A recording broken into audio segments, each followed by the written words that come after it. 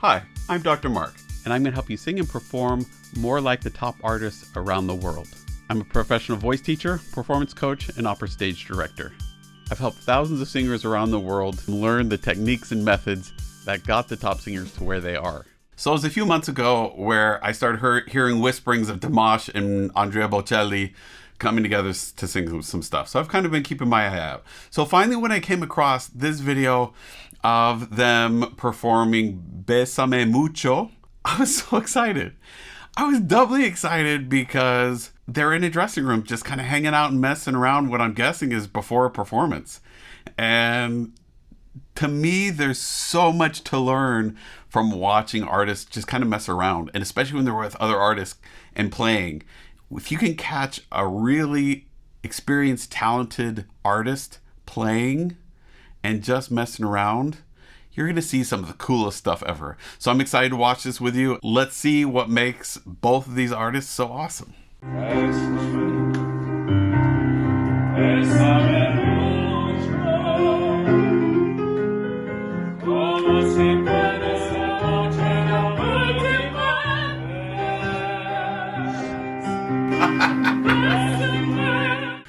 Okay, obviously it's really funny that the jacket or whatever got knocked off. That's cool. It's kind of like breaking a wine glass, a crystal glass or something, right? So cool. So there's a few things that I want to point out here though in this moment. Number one is Andrea Bocelli singing an octave down in baritone land. Dimash is singing up in this higher range. So what? Well, it doesn't really matter one way or the other. But what's interesting is if it's before a show, and I'm not sure, most likely what this means, especially if Andrea Bocelli's singing in this one, that's what's best for him, is not to use that high range a lot. He's trying to keep it low and comfortable and easy. Interesting. With Dimash, if this is before a show, then we're seeing that it's good for him to be in that mode already and singing it, or that he's wanting this older artist to hear him really sing and to have this moment. I'm not sure. I'm not in their heads, but it's interesting to think through the possibilities. If this is post-show or during intermission or something and they're just singing together, then it's also really interesting to hear afterwards that Dimash still has all this energy, he's going for it, and Andrea Bocelli's just relaxed doing his thing. And he's taking it easy and singing without trying to put any extra pizzazz in it. He's just relaxing, singing a tune. And that's really, really cool. You'll also notice that here at the piano, as Bocelli's playing, that the shoulders are relatively relaxed, right? That's so important. A lot of times I have students coming in who are singer-songwriter types or who are playing guitars and trying to sing, and a lot of tension can creep into the body because of the instrument that we're playing. So the key here is, if we're playing with an instrument, is to pull back for a second and to really eliminate any excess tension with that instrument, and then on our own try to eliminate any extra tension from our voice, and then put them together, figuring out how to make them work without introducing any excess tension from either side to the other instrument, whether it's a piano, a guitar, our singing, or anything else. The other thing that's interesting to me is that Dimash is singing in a more operatic nature in this moment. And a lot of people, when they ask me, like, they think of opera, they think of Andrea Bocelli. Well, most opera singers would not think of Andrea Bocelli as an opera singer. Not to say he is or isn't. That's not what I'm trying to say. He's usually categorized in kind of this crossover area where he sings kind of classical voice stuff and pop and in between stuff. Dimash is really similar, where he likes to cross over between a lot as well. Different. I'm not sure I'd put them in the same category. They're really different to me for a lot of different reasons that I won't go into here. But it's interesting to hear that Dimash is responding to this other artist in the room by singing operatically. So it makes me wonder if there's kind of a hierarchy. Either he thinks that that's going to be more impressive, or he thinks that's what Andrea Bocelli is wanting to hear, or he thinks that that's what he'll respect. I don't know. It's just really interesting when you get artists together, because a lot of times, especially performing artists, they're wanting to please their audience. In this moment, his audience is Andrea Bocelli, or vice versa, Andrea Bocelli's is Dimash. At this point, when we see older artists, usually get to the point where they just don't care about what anyone else thinks anymore. Not that they don't want to please their audience, they do, but they've grown confident enough, and they aren't trying to build a name for themselves anymore. They're at a point where they're just doing stuff that they care about and they love and they like.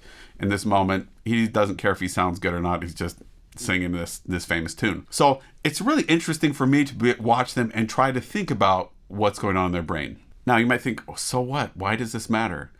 It matters because what we do before a show, during the breaks of a show, or after a show make all the difference for the show or performance itself. How and what we're thinking about before, how we're singing before, how we're thinking about our voice, what we care about is going to determine everything that happens on stage. Unless you've just done it so many times that it's just on autopilot, in which case you might have a standard okay performance, but it won't be super engaging. So even then it will still impact your performance.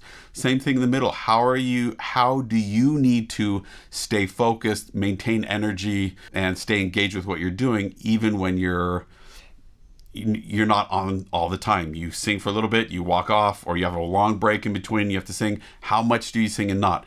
Planning that out, being around other artists, seeing what they do and trying it out and seeing if it's helpful to you or detrimental to you is really important. Is there some magic key that works for everyone? No, I think there's some patterns, but and some things that I think would be helpful to just about everyone. But if you go to each artist, they each have their own unique things that they found that really work for them. Whether that's green M&Ms. I had a friend who loved to drink chocolate milk before he got up to sing. He felt like that helped him sing. If I was to drink chocolate milk, it'd make me like phlegmy and want to gag as I was singing. But it worked for him. And whatever it happens to be, find what it is that works for you and use it. Capitalize on it.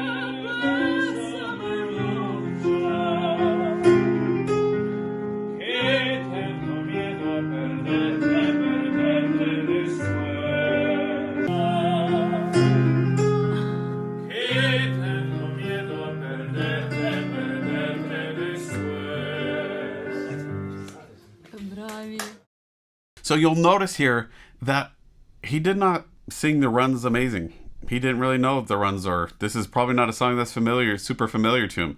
Andrea Bocelli, he wasn't super worried about it either. Is that a bad thing? No, they're just messing around and having a good time singing for each other. They kind of know what's going on, but they're just playing.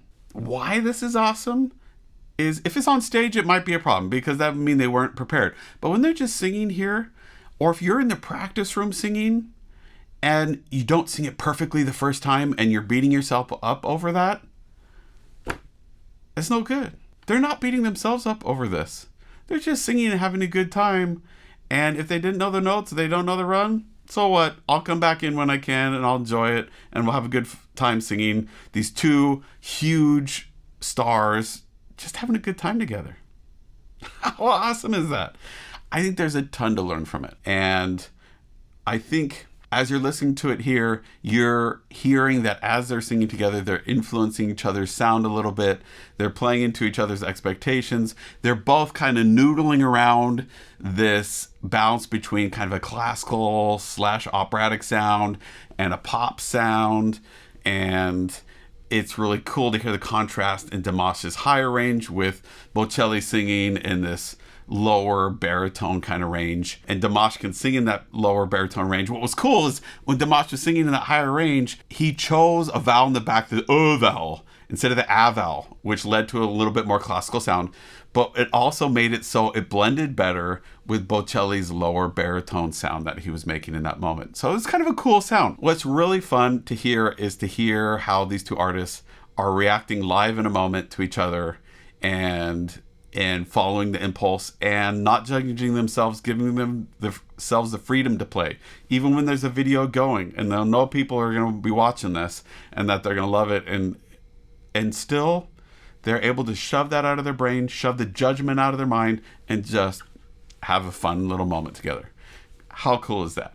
If you want a voice lesson or performance coaching or want me to work with you or your group to help you sing easier, perform at a consistently higher level, book a time with me at mrperformingartstudio.com. You can also find me on wizio.com if you want to just send me a short clip or get a short amount of feedback.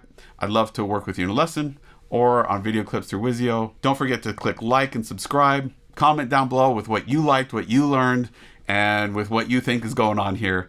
Really, really cool. See you next time.